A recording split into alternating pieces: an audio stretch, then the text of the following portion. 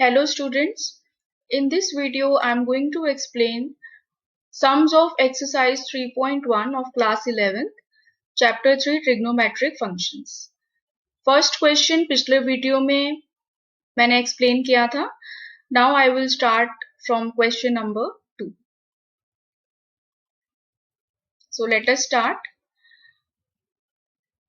Second question says, find the degree measures corresponding to the following radian measures.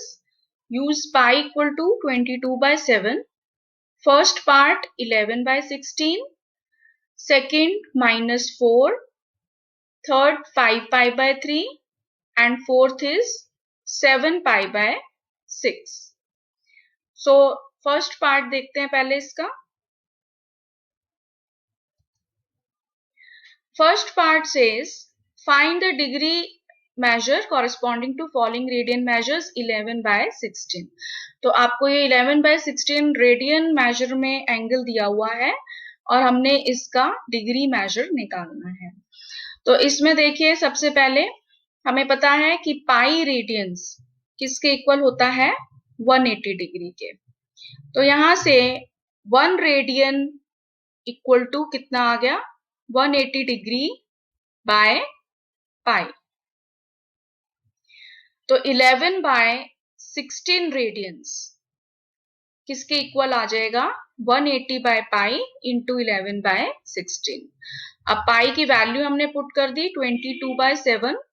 तो ये आ गया 180/22. 7 ऊपर चला गया इंटू 11/16. जब हम इसको सॉल्व करेंगे तो हमारे पास रह जाएगा 315/8 डिग्री. डिग्री में ये कन्वर्ट हो गया बट ये फ्रैक्शन में है तो इसको हम मिनट्स और सेकंड्स में भी चेंज कर सकते हैं. तो उसके लिए हम 315 को 8 से डिवाइड करते हैं तो हमारे पास 3 रिमाइंडर आ जाता है. तो हम 315/8 को लिख सकते हैं 39 3/8. 3 रिमाइंडर है और 39 इसका कोशेंट है. अब हमें पता है 1 डिग्री कितने मिनट्स के इक्वल होता है 60 मिनट्स के. तो जो ये फ्रैक्शन वाला पार्ट है 3/8 उसको हम 60 से मल्टीप्लाई कर देंगे ताकि वो मिनट्स में चेंज हो जाए. तो ये आ जाएगा 3/8 इंटू 60 मिनट्स. तो हमारा जो डिग्रीज में था पूरी वैल्यू 39 3/8 डिग्री वो चेंज हो गई 39 degree plus 3/8 into 60 minutes. Now 3/8 into 60 आ गया 45/2 मिनट्स. तो ये आ गया हमारा 39 डिग्री प्लस 45/2 मिनट्स. अब फिर से मिनट्स को हम सेकंड्स में भी कन्वर्ट कर सकते हैं क्योंकि ये भी फ्रैक्शन में दिया हुआ है. तो 45/2 45 को 2 से डिवाइड करने पे ये बन गया 22.5. तो 45/2 मिनट्स को हम लिख सकते हैं 22.5 मिनट्स. तो यहां से हमारे पास आ गया 39 डिग्री प्लस 22 मिनट्स और जो हाफ मिनट था उसको हम सेकंड्स में चेंज कर देंगे. 1 मिनट में 60 सेकंड्स होते हैं तो 1/2 को हमने 60 से मल्टीप्लाई कर दिया. तो हमारे पास रिजल्ट आ गया 39 degree plus 22 minutes plus 30 seconds. तो हमारा ये डिग्री में चेंज हो गया 39 डिग्री 22 मिनट्स एंड 30 सेकंड्स.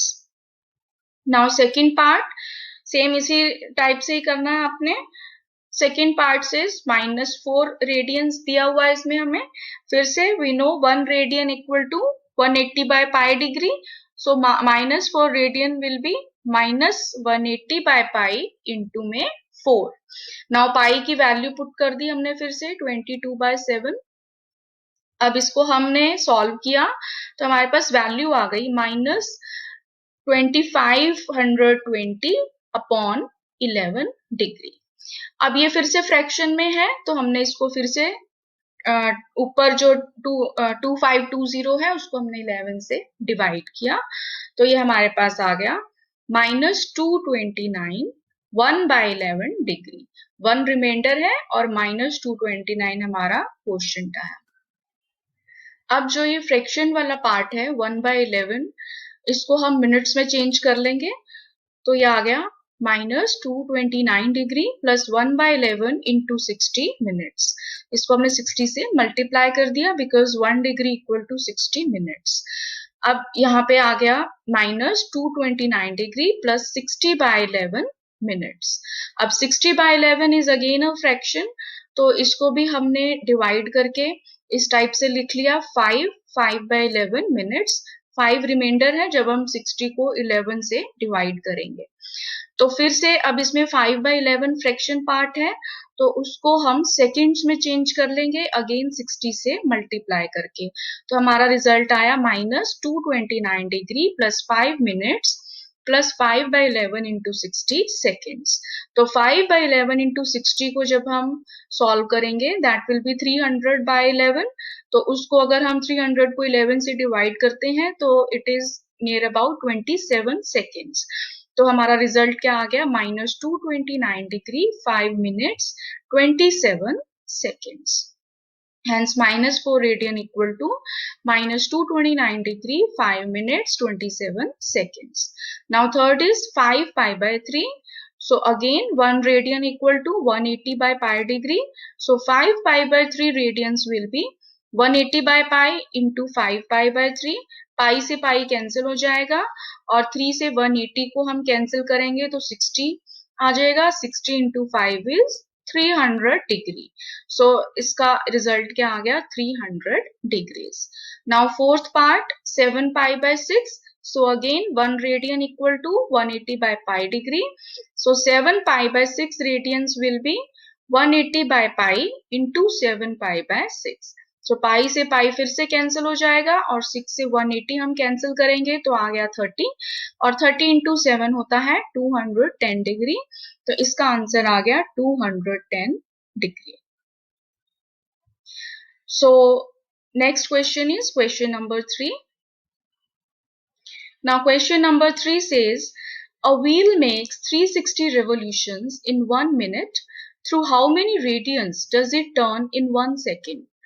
एक व्हील है, एक पहिया जिसे हम कहते हैं, इट मेक्स 360 रिवोल्यूशंस, वो 360 चक्कर काटता है 1 मिनट में। थ्रू हाउ मेनी रेडियंस, कितना रेडियंस वो मूव करेगा, टर्न करेगा 1 सेकेंड में। तो हमने पहले एंगल निकालना है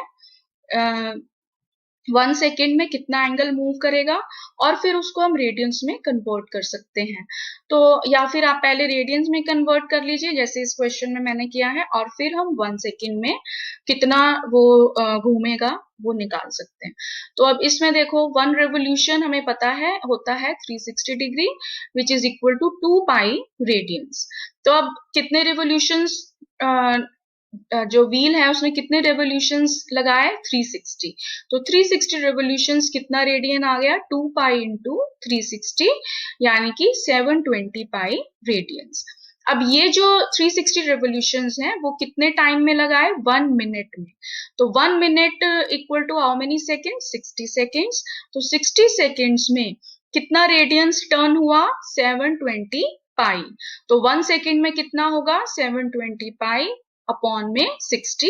तो हम इसको सॉल्व करेंगे 60 से हम 720 को काट सकते हैं तो ये आ गया 12 पाई। तो हमारा आंसर क्या आ गया it will turn 12 pi radiance in 1 second.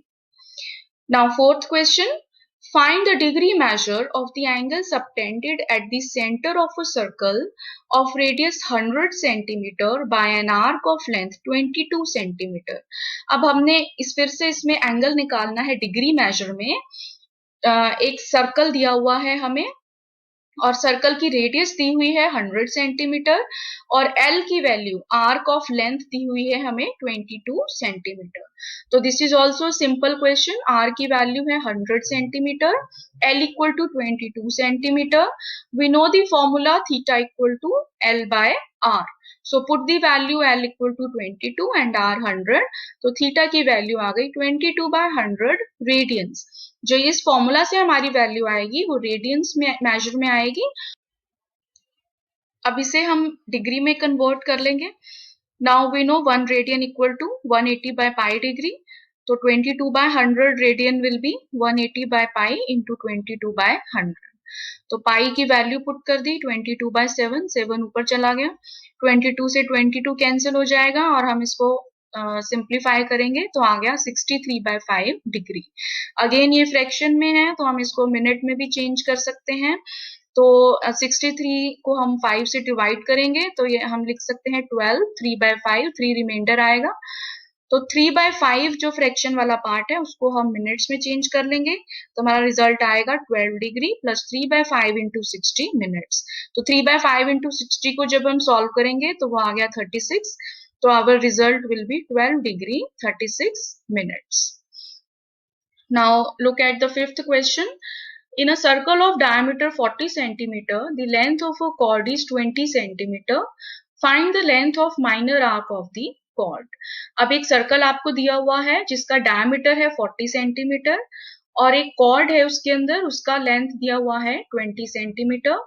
हमने लेंथ निकालनी है of minor arc of the cord.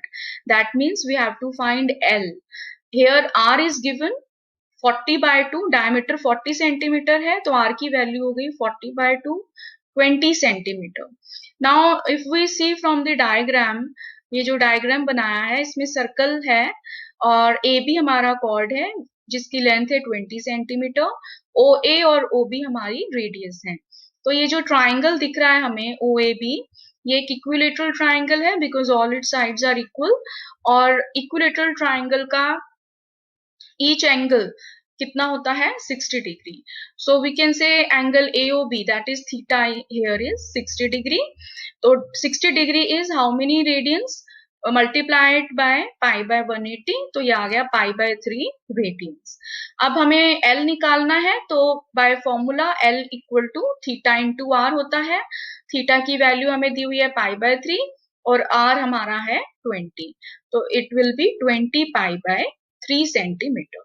तो length of minor arc of the chord आ गया हमारा 20 पाई/3 centimetre. Now sixth question, if in two circles arc of the same length subtend angle 60 degree and 75 degree at the center, find the ratio of their radii. हम आपको दो circles दिए हुए हैं जिसमें आर्क ऑफ सेम लेंथ है, L की value दोनों में सेम है और एक सर्कल में एंगल है हमारा 60 डिग्री, दूसरे में है 75 डिग्री। हमने दोनों सर्कल्स की रेडियस का रेशियो निकालना है।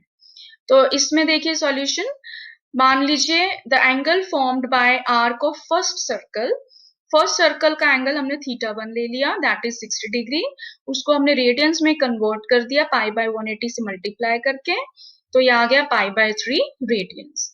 इसी तरह से दूसरे सर्कल का एंगल हमने ले लिया θ2 जो कि 75 डिग्री है, उसको भी हमने रेडियन में कन्वर्ट कर लिया पाई/180 से मल्टीप्लाई करके, सो इट बिकम्स 5 पाई/12 रेडियंस। नाउ फर्स्ट सर्कल की रेडियस हमने ले ली, मान ली R1 और सेकंड की मान ली R2। अब हमारे पास रेडियस का फॉर्मूला क्या है L/θ, तो R1 की वैल्यू आ जाएगी L/θ1 और R2 की आ जाएगी L/θ2। L क्योंकि हमारा दोनों सर्कल्स के लिए सेम है तो उसको हम L ही लेंगे। अब R1/R2 निकालने के लिए R1/R2 इनकी वैल्यूज हमने पुट कर दी, तो ये आ गई L/θ1 upon L/θ2।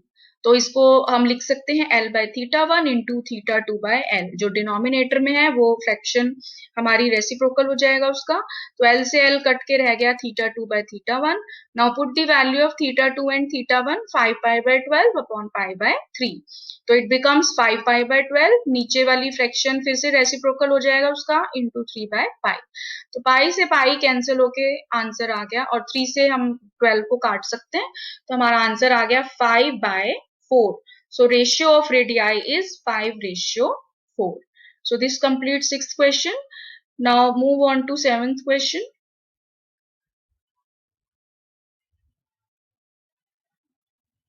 Now seventh question says, find the angle in radian through which a pendulum swings if its length is 75 centimeter and the tip describes an arc of length.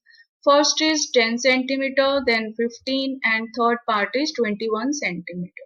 तो इस question में हमें क्या find out करना है, find the angle in radian. Angle की value निकालनी है रेडियंस में through which a pendulum swings, एक पेंडुलम है वो स्विंग कर रहा है, जैसे ये पिक्चर जो ये डायग्राम बनाया हुआ है ये पेंडुलम है, ये ऐसे स्विंग करेगा दोनों साइड। तो उसकी जो लेंथ है पेंडुलम की वो हमें दी हुई है 75 सेंटीमीटर, और जो आर्क है उसकी लेंथ फर्स्ट पार्ट में है 10 सेंटीमीटर। तो दैट मीन्स एल की वैल्यू फर्स्ट पार्ट में दी हुई है 10 सेंटीमीटर, और जो ये पेंडुलम की लेंथ है वो हमारी, जो अगर ये फुल सर्कल होता तो ये रेडियस बनेगी जो पेंडुलम की लेंथ है। तो आर की वैल्यू आ गई हमारी 75 सेंटीमीटर। नाउ हमारे पास फॉर्मूला है theta equal to L by R. So put L equal to 10 and R equal to 75। तो थीटा की वैल्यू आ गई 2/15 radians. So hence angle formed by pendulum is 2/15 radians. Now second part is 15 centimeter. Here L will be 15 centimeter. L की value 15 centimeter लेंगे हम, R की value same रहेगी 75 centimeter, और formula हमने वही अप्लाई करना है theta equal to L by R। तो L की वैल्यू 15, आर की 75, तो थीटा आ गया 15/75, और इसको आप सॉल्व करोगे 15 से कट जाएगा ये, तो ये रह गया 1/5 रेडियंस। तो angle formed by pendulum is 1/5 radians. और थर्ड पार्ट में एल की वैल्यू 21 सेंटीमीटर दी हुई है, आर 75 सेंटीमीटर जैसे पहले था, तो थीटा की वैल्यू आ गई 21/75। इसको हम सॉल्व करेंगे तो ये आ गया 7/25 radians. So hence angle formed by pendulum is 7/25 radians. So it completes our exercise 3.1. I hope this video is useful for you. Thank you.